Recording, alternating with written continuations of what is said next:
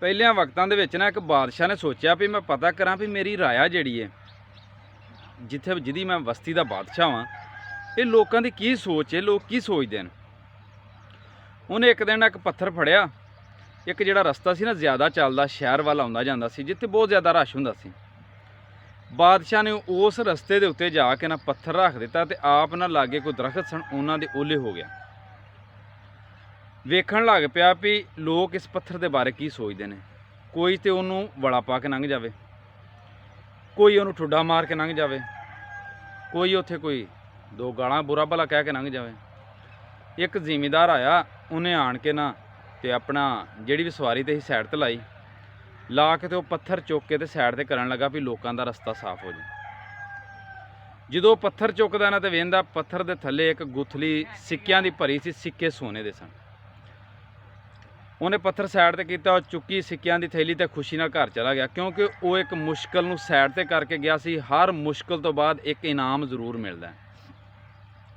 ਜਿਸ ਤਰ੍ਹਾਂ ਕਿ ਕੋਈ ਚਿੜੀ ਆਲਣਾ ਬਣਾਉਣ ਲੱਗਦੀ ਹੈ ਨਾ, ਤੇ ਅਸੀਂ ਬਾਅਦ ਚ ਆਲਣਾ ਵੇਖ ਕੇ ਆਨੇ ਬੜਾ ਖੂਬਸੂਰਤ ਹੈ, ਲੇਕਿਨ ਜਿੱਥੋਂ ਉਹਨੇ ਸ਼ੁਰੂ ਕੀਤਾ ਹੁੰਦਾ ਨਾ, ਉਹਦੇ ਕਈ ਵਾਰੀ ਜਿਹੜੇ ਨਾ ਕਈ ਤਿਨਕੇ ਪਹਿਲੇ ਜਿਹੜੇ ਆਹ ਘਾਹ ਦੇ ਤੰਦਾਂ ਤੁੰਦਾਂ ਚੁੱਕ ਕੇ ਲਿਆਉਂਦੀ ਏ, ਉਹ ਕਈ ਵਾਰੀ ਉਹਦੀਆਂ ਹਵਾ ਨੇ ਉਡਾ ਛੜੀਆਂ ਹੁੰਦੀਆਂ ਨੇ। ਬੜੀ ਮੁਸ਼ਕਲ ਤੋਂ ਬਾਅਦ ਇੱਕ ਮੁਸ਼ਕਲ ਤੋਂ ਬਾਅਦ ਚਾਣ ਕੇ ਉਹ ਇੱਕ ਘੌਂਸਲਾ ਆਲਣਾ ਬਣਿਆ ਹੁੰਦਾ ਵੇ ਉਹਦਾ।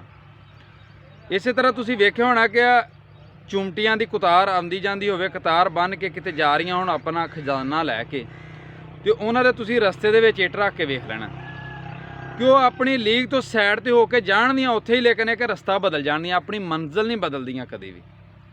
ਇਹ ਕਦਨਾਂ ਦੀਆਂ ਛੋਟੀ ਛੋਟੀਆਂ ਮਿਸਾਲਾਂ ਦੇਣ ਦਾ ਮਕਸਦ ਉਹਨਾਂ ਨੂੰ ਹੈ ਕਿ ਜਿਹੜੇ ਲੋਕ ਦਿਲ ਬਰਦਾਸ਼ਤਾ ਹੋ ਜਾਂਦੇ ਨੇ ਇੱਕ ਮੁਸ਼ਕਲ ਤੋਂ ਬਾਅਦ।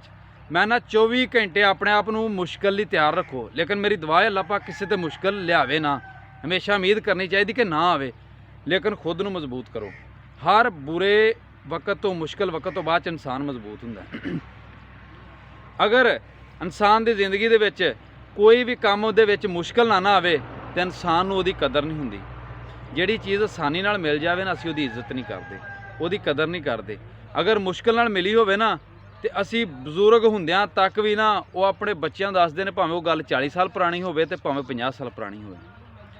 ਇਸੇ ਤਰ੍ਹਾਂ ਮੈਂ ਛੋਟੀਆਂ ਛੋਟੀਆਂ ਗੱਲਾਂ ਦੱਸ ਕੇ ਤੇ ਉਹਨਾਂ ਲੋਕਾਂ ਨੂੰ ਸਬਕ ਦੇਣਾ ਚਾਹੁੰਦਾ ਵਾਂ ਕਿ ਜਿਹੜੇ ਲੋਕ ਨੰਬਰ ਬਦਲ ਕੇ ਰੋਂਗ ਨੰਬਰਾਂ ਤੋਂ ਮੈਨੂੰ ਕਾਲਾਂ ਕਰਵਾਉਂਦੇ ਨੇ ਕਿ ਤੂੰ ਵੀਡੀਓ ਨਹੀਂ ਬਣਾਉਣੀ।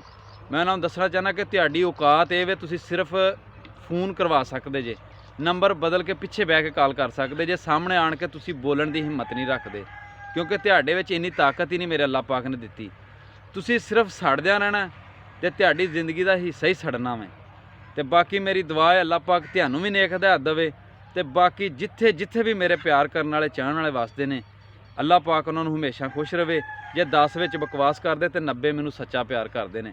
ਮੈਂ ਨੰਬਰ ਉਹਨਾਂ 90 ਵਾਸਤੇ ਲਾਇਆ ਹੋਇਆ ਕਿ ਜਿਹੜੇ ਮੈਨੂੰ ਕਾਲ ਕਰਕੇ ਤੇ ਮੇਰੀ ਹੌਸਲਾ ਅਫਜ਼ਾਈ ਕਰਦੇ ਨੇ ਤੇ ਮੈਨੂੰ ਪਿਆਰ ਦਿੰਦੇ ਨੇ। ਤੁਹਾਡੇ ਵਰਗੇ ਬਗੈਰਤਾਂ ਵਾਸਤੇ ਮੈਂ ਨੰਬਰ ਨਹੀਂ ਲਾਇਆ। ਬੇਸ਼ੱਕ ਤੁਸੀਂ ਕਾਲ ਨਾ ਕਰਿਆ ਕਰੋ। ਖੁਸ਼ ਰਹੋ।